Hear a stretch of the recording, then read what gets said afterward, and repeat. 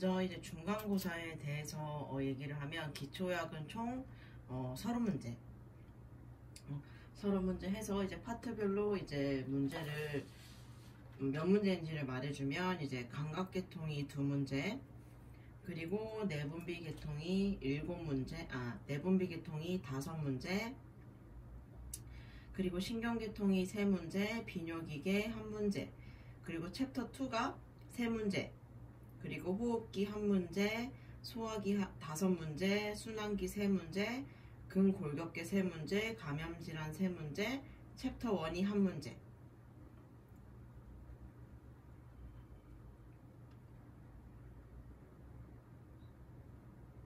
다시 말해주면 감각계가 2문제, 내분비가 잠깐만. 내분비.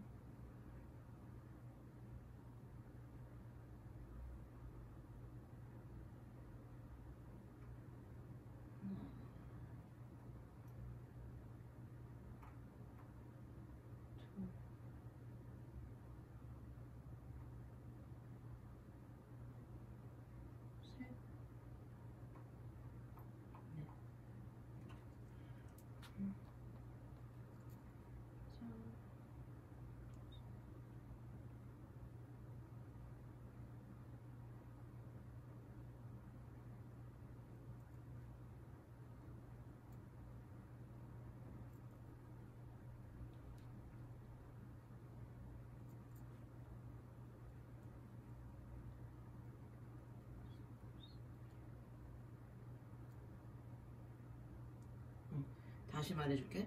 감각계가 2문제, 내분비가 4문제, 신경계 3문제, 비뇨기 1문제, 챕터 2가 3문제, 호흡기가 1문제, 소화기 5문제, 순환기가 4문제, 근골격계 3문제, 감염질환 3문제, 세포분열 1문제. 이렇게 해서 총 30문제.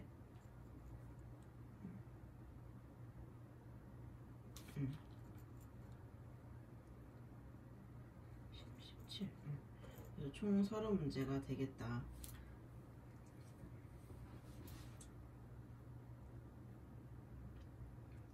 그래서 그러면 혹시 감각계 그 2문제가 무엇을 말하는지, 각 문항에 대한 그게 무엇인지는 궁금해 할 텐데, 이건 내가 총대를 통해서 따로 전달해 주도록 할게.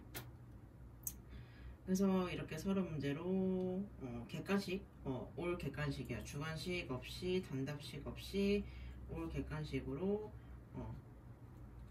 30문제를 해서 하면 될 것 같고, 오늘은 이제 오늘도 문제.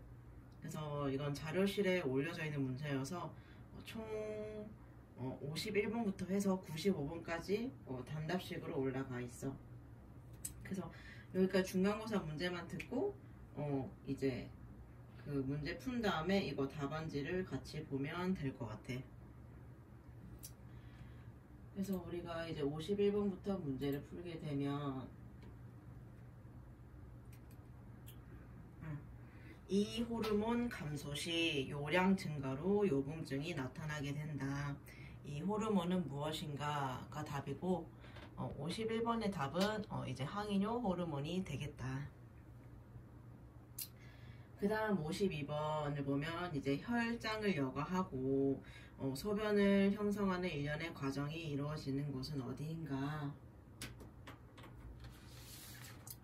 그래서 이것에 대한 답은 이제 콩파탄이 네프론이 되겠다.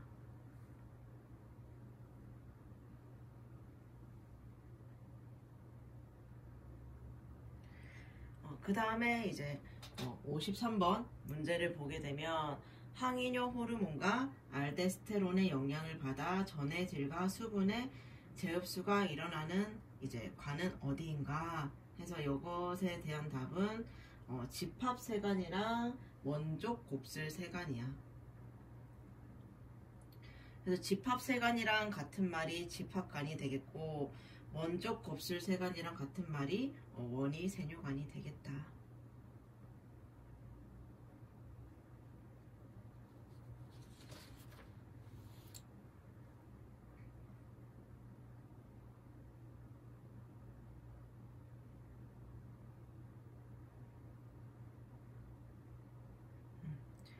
그 다음에 이제 54번.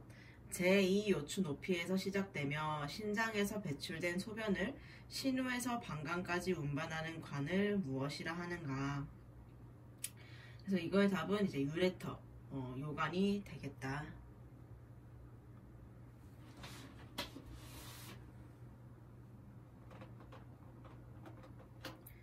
그래서 요관이라 하면 이제 기능은 거의 없지. 그냥 운반하는 관에 불과해서 이제 방광까지 연결이 된다. 그 다음에 55번.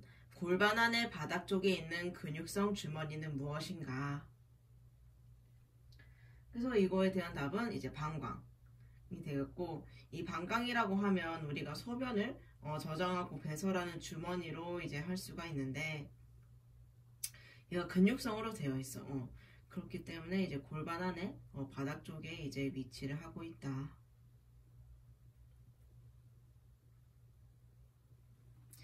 그 다음이 이제 56번.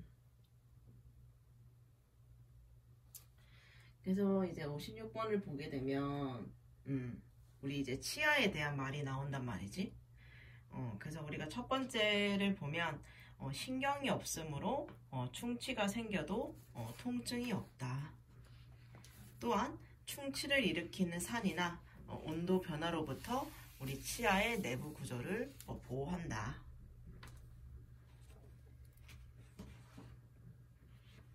그래서 첫 번째 설명에 해당되는 답은 무엇인가?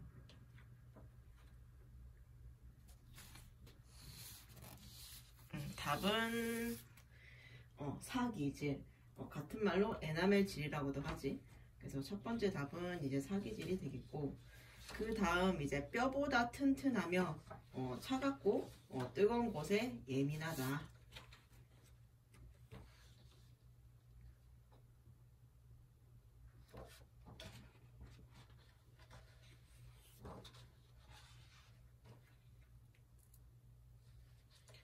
저거에 대한 답은 뭘까? 뼈보다 튼튼하며 차갑고 뜨거운 것에 예민하다. 답은 이제 상아질. 상아질이 되겠다. 그래서 책에 보면 얘들아, 이거랑 살짝 다르단 말이지. 책에 몇 쪽이냐면 소화계통.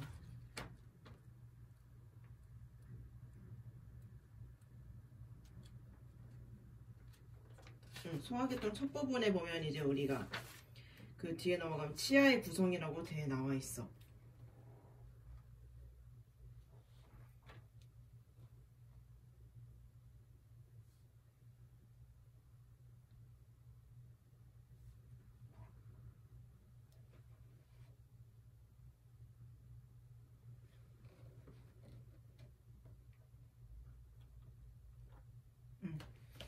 그래서 이제 뼈보다 튼튼한 것은 이 상아질이 되겠고, 그 다음에 보면은 몸에서 가장 단단하며 감각을 느끼지 못한다 라고 되어 있는데, 이거에 대한 답은 사기질이야. 그 책에 보면은 우리가 시멘트질에 몸 안에서 가장 단단하고 라고 되어 있는데, 이게 좀 잘못 적혔어가지고 몸에서 가장 단단하며 감각을 느끼지 못하는 것은 사기질이다. 그래서 1번의 답은 사기질, 2번의 답은 상아질, 그리고 3번의 답도 사기질이 되겠다.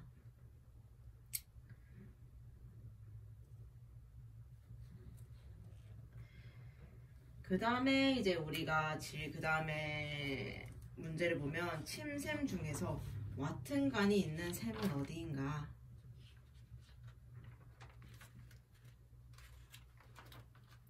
우리가 침샘이라고 하면 귀밑샘, 아래턱샘, 혐의샘이 있어. 이 중에서 이제 와튼 간이 어디에 있냐 하면 이제 답은 아래턱샘이 되겠다.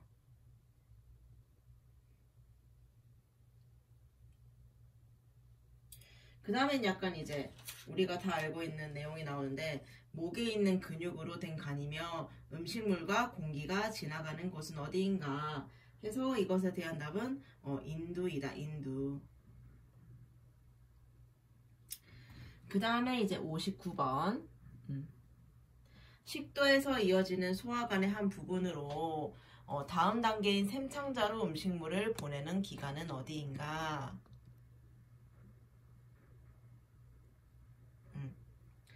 이거에 대한 답은 위가 되겠다.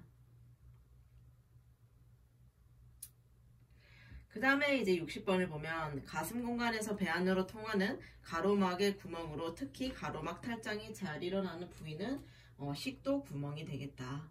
같은 말로 이제 식도 열공이라고도 하지.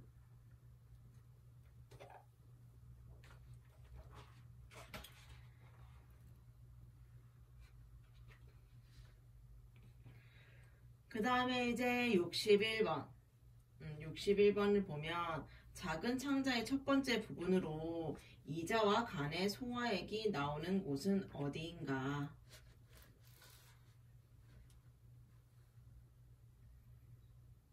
답은 이제 샘창자가 되겠다. 같은 말로 12지장.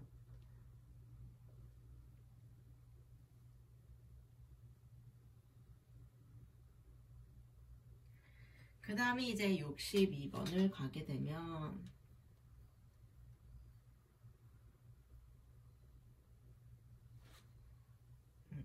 먹은 음식물을 위로 보내거나 위에서 소화된 음식물을 작은 창자로 내보내기 위하여 이루어지는 근육 운동은 무엇인가? 그래서 이거는 꿈틀 운동이 되겠다.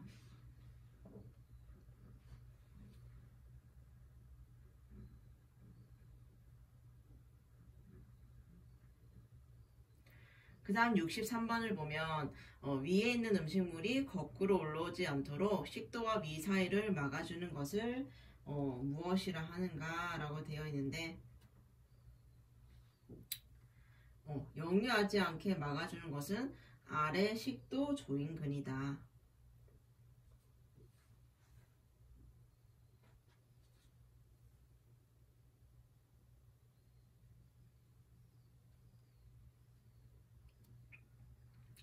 그 다음에 이제 64번을 보면 큰 창자의 첫 번째 부분은 어디인가?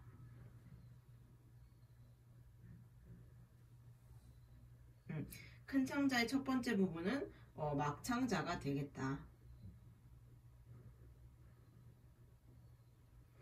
그 작은 창자의 첫 번째 부분은 아까 샘창자였고 큰 창자의 첫 부분은 막창자이다. 그 다음에 65번을 보면 몸속의 기관 중에서 두 번째로 크며 분비샘 중에서는 가장 큰 기관은 어디인가? 답은 간이 되겠어. 간이 몸속의 기관 중에서 두 번째로 크고 가장 큰 기관은 피부야. 그래서 간이 두 번째로 크고 분비샘 중에서는 이제 간이 가장 크다. 그래서 우리가 간이 하는 역할이 되게 많았지. 우리 몸이 항상성을 유지하게 하고 이제 기름기의 소화를 도와주는 이제 연두색의 쓸개즙, 즉 담즙을 만들기도 하고 그리고 당분을 글리코겐 형태로 저장하고 피 속의 당분을 이제 조절하는데 중요한 역할을 한다. 또한 이제 간이 단백질 대사에도 관여를 하고 이 간은 이제 또 우리 피를 걸러내는 커다란 여과 장치라고 할 수가 있겠지. 그래서 비타민 A, D, K를 저장하기도 한다. 그래서 자연스레 우리가 그 밑에 66번에 대한 답도 간이 되겠다. 좀 전에 그 간의 역할에 대해서 말했을 때 이 66번의 내용도 같이 있었지. 그래서 66번의 답은 간이 되겠고 67번을 보면 이제 간이 만든 쓸개즙을 저장하는 곳은 어디인가? 그래서 답은 쓸개 주머니, 같은 말로 담낭이라고 할 수 있지.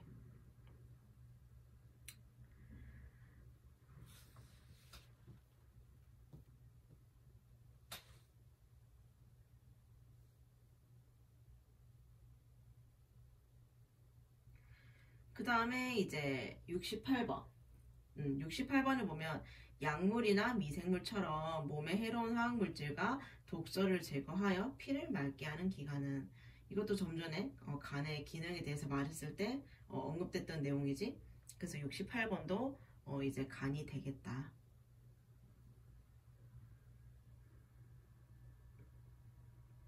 그 다음에 이제 이자의 외분비부는 어디인가에 대한 답인데, 이자는 우리가 여러 가지 기능을 하는 분비샘이라고 할 수가 있지. 그래서 이자 외분비부는 이제 샘창자야. 이 샘창자로 이제 이자액을 분비해서 이제 소화를 돕는 역할을 하지. 그래서 우리가 이자액에는 그 탄단지를 분해하는 효소가 들어있기도 하고, 중탄산 나트륨도 들어있어가지고 강한 위산을 중화시키는 역할도 한다. 그래서 외분비에서는 이런 역할을 했다면, 우리 이자가 외분비도 있고 내분비도 있잖아. 내분비 기능도 담당하는 이 이자는 이제 우리 피 속에 있는 포도당 함량을 조절하는 호르몬인 인슐린을 분비하기도 한다.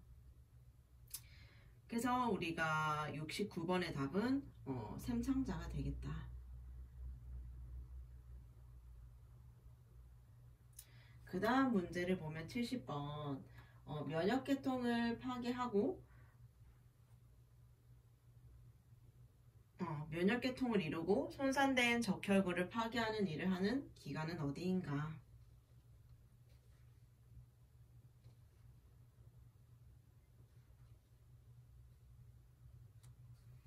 그것은 우리가 지라이지. 지라 비장.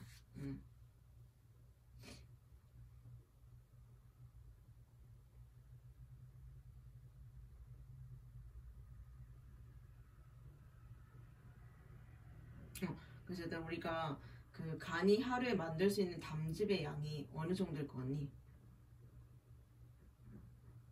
하루 동안 만들 수 있는 담즙의 양 대략 0.9리터래.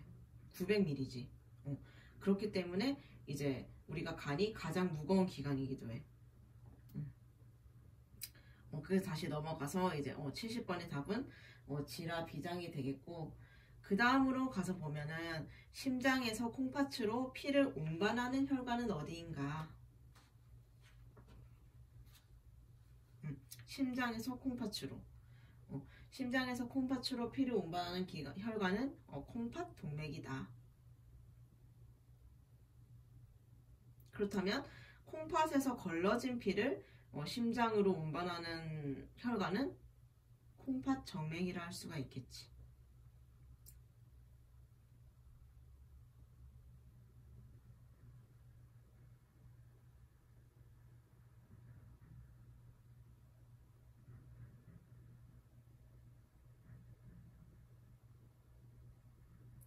그래서 우리가 오줌의 그 성분 중에서 가장 많이 차지하는 게 뭘까, 얘들아? 대략 95%가 물이라고 해. 그래서 그 외에는 뭐 요산, 요소, 칼륨, 뭐 마그네슘, 인산염 이런 것들이 있고, 가장 많은 이제 비율을 차지하는 것은 물이 되겠다.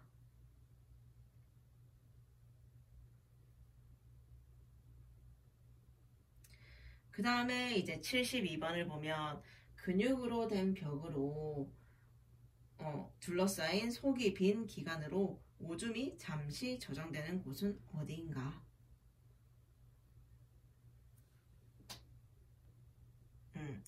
이거에 대한 답은 이제 방광이 되겠어. 이 방광은 이제 끊임없이 이제 우리가 오줌이 채워지고 규칙적으로 이제 소변을 몸 밖으로 내보내는 역할을 하는데, 이제 이 만약에 소변이 가득 차게 되면 용량을 늘리기 위해서 방광은 더 늘어난다고 해.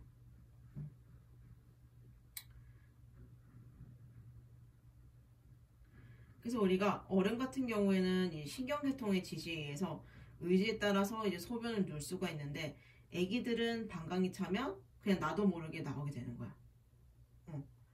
그렇게 해서 애들이 아직 소변을 가리지는 못한 이유가 그 이유라고 할 수가 있어.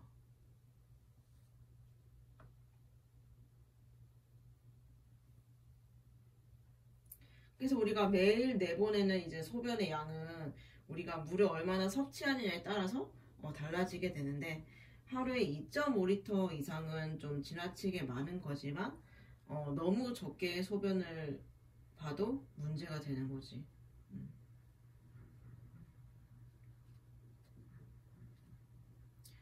그래서 우리가 73번의 답은 자연스레 아까 말했던 것처럼 물이 되겠다.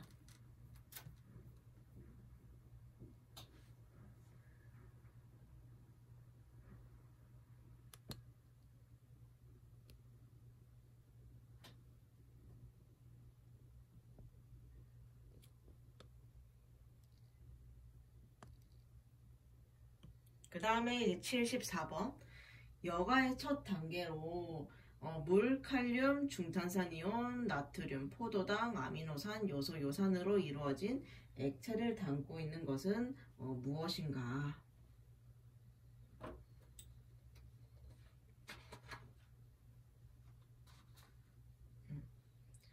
답은 토리 주머니, 같은 말로 보호먼 주머니가 되겠다.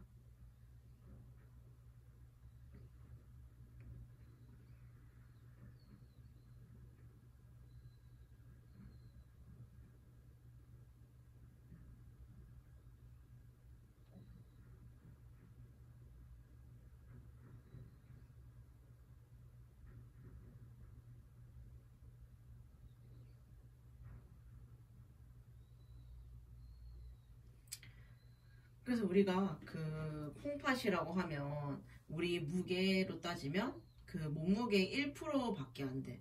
하지만 몸이 쓰는 에너지의 무려 25%를 사용을 하게 돼. 그래서 콩팥이 엄청난 일을 하고 있지. 그래서 소변을 만들고 피 속의 수분과 무게질의 양을 조절하기도 하고, 또한 체액의 성분도 일정하게 유지하고, 그리고 우리의 동맥의 혈압도 조절하고, 또 이제 비타민 D의 전구 물질과 또 뭐 적혈구 생성소 같은 중요한 물질을 만들기도 한다. 그래서 콩팥은 매일매일 약 1750리터의 피를 처리해서 1.5리터의 오줌을 만드는 거야. 그렇기 때문에 상당한 에너지가 들어가서 우리 몸이 쓰는 에너지의 25%를 사용하게 된다. 그래서 이제 그 다음 문제를 보면 75번. 정자를 만드는 곳은 어디인가?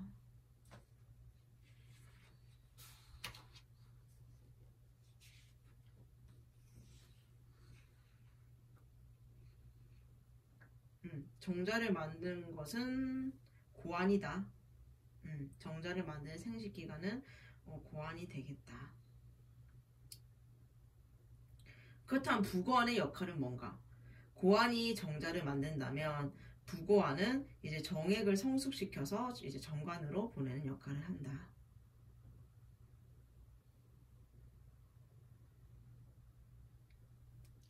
그 다음에 76번을 보면 난소 가까이 있는 간으로 성숙한 난자를 받아 자궁으로 보내는 역할을 하는 곳은 어디인가?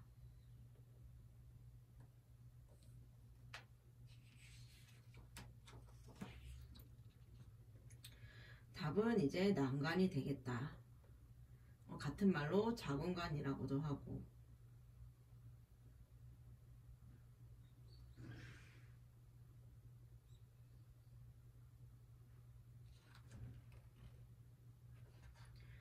그 다음에 이제 77번으로 넘어가게 되면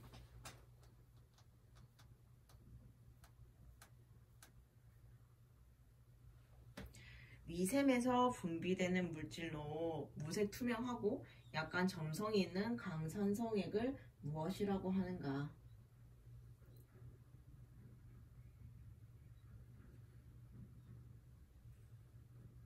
답은 이제 미액이 되겠다. 그 다음 문제를 보면 이제 소화기와 비장과 같은 여러 기관들이 혈관들과 연결되어 있으며 소화관의 혈액들이 모두 이곳을 통해 간으로 수송되는데 이곳은 무엇인가?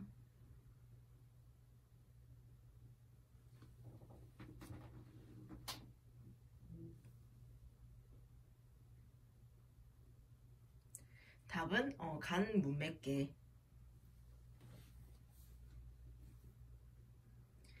그 다음에 보면 이제 대동맥으로부터 파생되기 때문에 상소 공급을 담당하는 동맥 분지로 간으로 유입되는 간혈류의 약 20%를 담당하는 것은 무엇인가?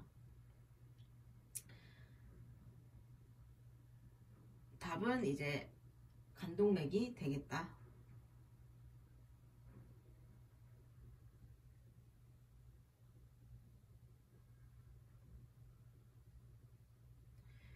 그 다음에 이제 80번 문제를 보면 당의 흡수 속도를 촉진하는 인자는 무엇인가?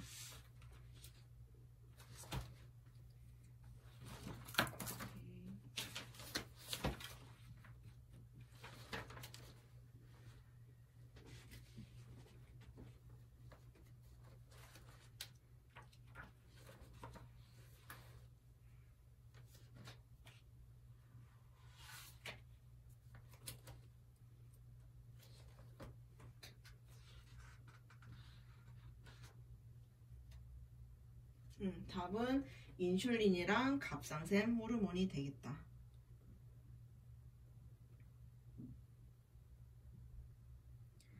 그 다음 문제를 보면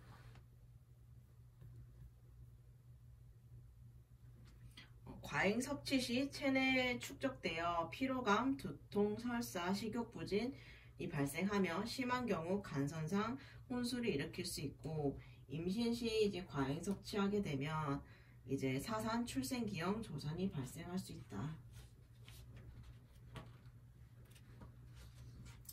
이것은 무엇인가? 여기에 해당되는 이제 비타민은 무엇인가?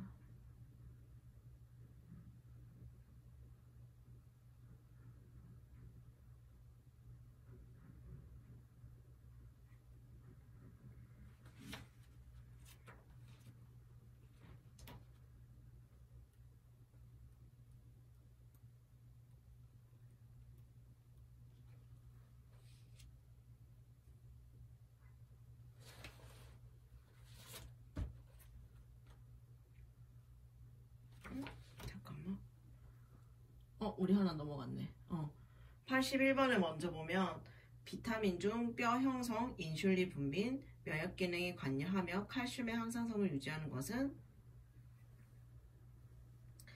비타민 D가 되겠고 그 밑에 아까 말했던 것은 비타민 A가 되겠다.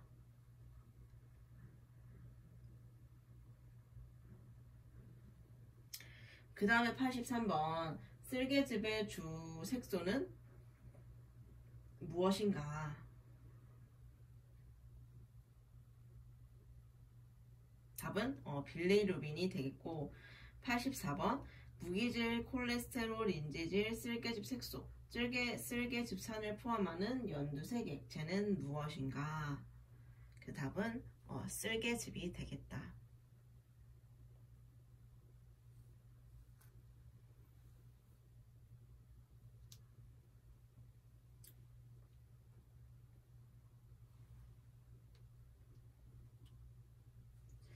그래서 그 다음 문제를 보게 되면 인체에서 가장 큰 창자막이며 배 안과 골반 안의 속면과 속 안에 돌출하고 있는 것은 무엇인가?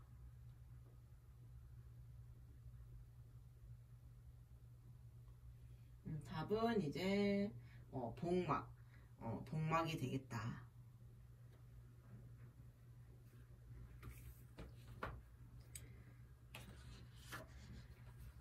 그 다음 86번 문제를 보게 되면 공기 중에서 산소를 빨아들이는 두 개의 기관을 무엇이라 하는가?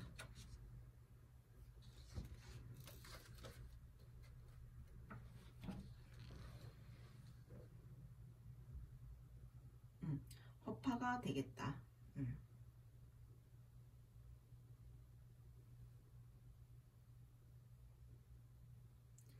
그 다음 문제를 보면 이제 87번 입의 소화효소는 무엇인가?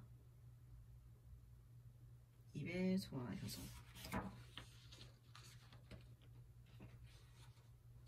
는 아밀라제가 되겠지? 그리고 88번에 위의 소화효소는 무엇인가?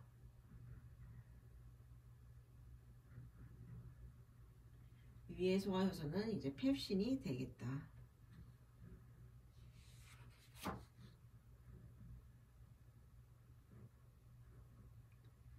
그리고 이제 그 다음 문제 비중격에 의해서 좌우로 구분되는 코 속의 공간을 무엇이라 하는가?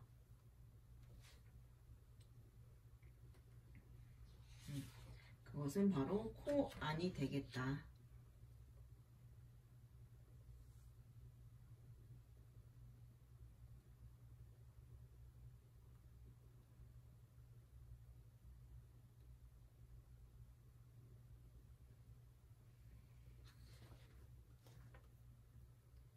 그 다음에 이제 90번.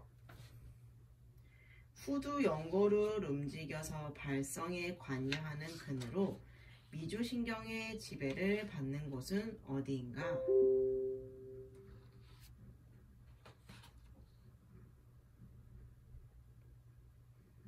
답은 후두근.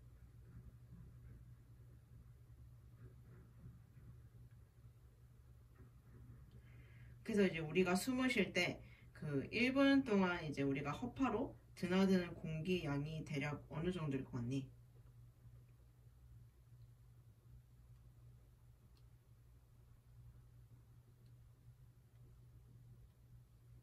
무려 5.5리터래. 우리가 숨을 쉴 때 1분 동안 허파로 드나드는 공기 양은 약 한 5.5리터 정도 된다.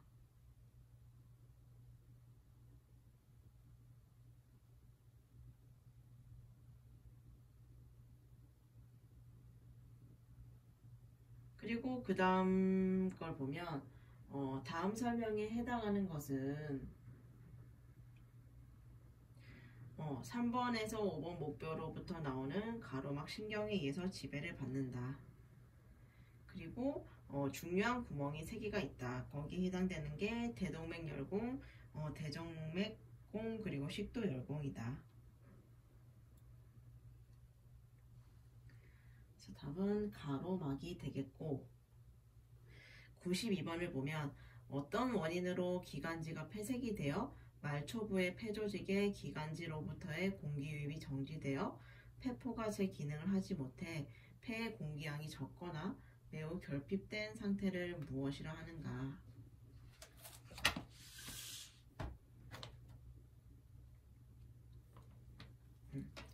이게 과연 어떤 질병을 말하는 것일까?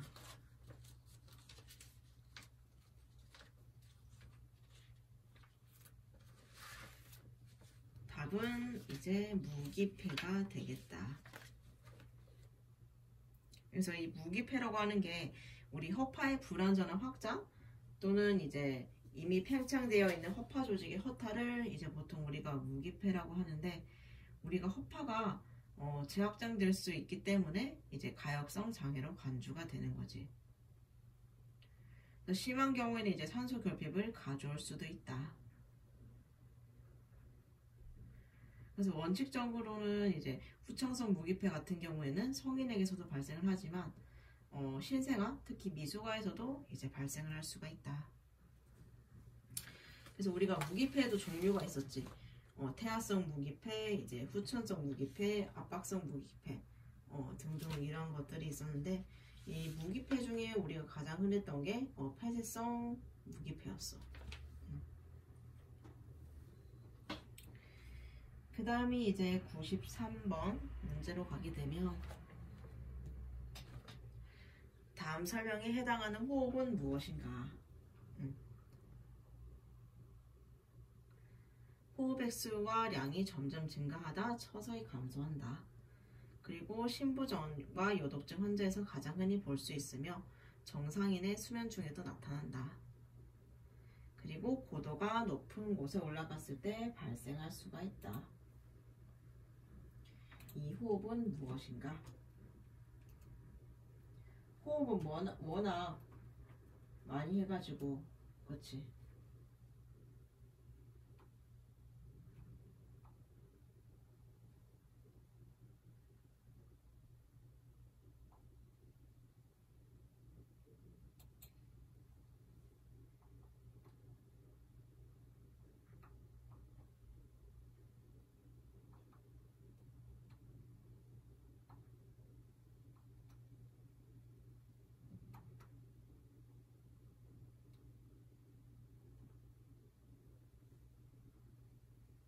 그 다음에 이제 94번 뇌 내압의 상승, 두부의 손상, 뇌막염, 뇌염, 뇌종양, 열 충격의 원인으로 나타나는 호흡은 다음 중 무엇인가?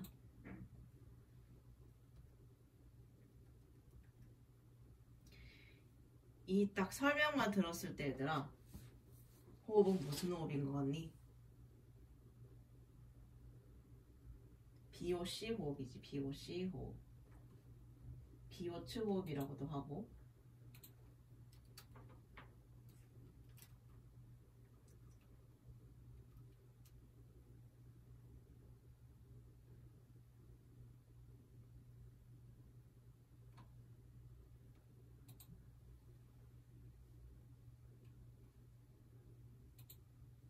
그래서 우리 다음 그림 중에서 이제 BOC에 해당하는 호흡을 찾으면 되고,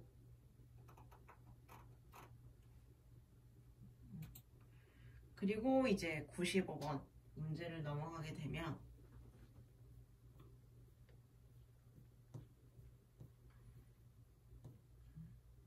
폐포가 액체로 채워지는 폐 강화와는 달리 폐포가 부피가 거의 또는 전혀 없는 상태로 수축되는 상태를 무엇이라고 하는가?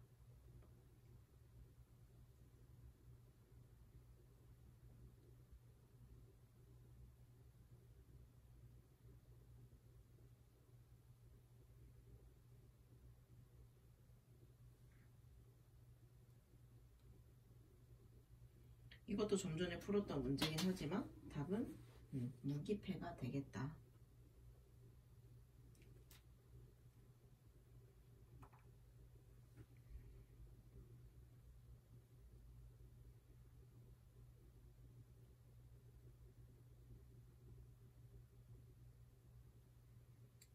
그래서 오늘은 이제 여기까지 되겠고,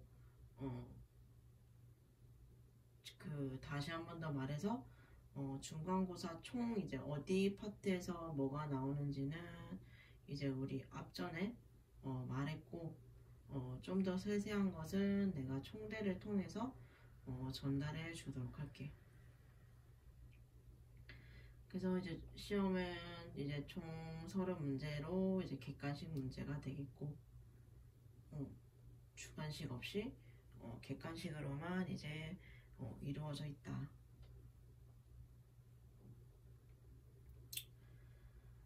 그래서 이제 우리가 다음 시간에도 아마 이렇게 계속해서 문제를 풀게 될 것 같아.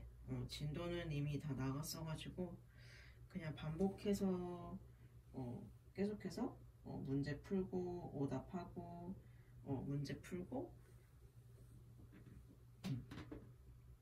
오답하는 식으로 넘어갈 것 같고, 우리가 이제 종종 풀었던 문제나 그리고 중간고사에서 봤던 문제들 중에 나올 수도 있어. 그렇기 때문에 한 번씩 더 풀어보는 것도 괜찮을 것 같고,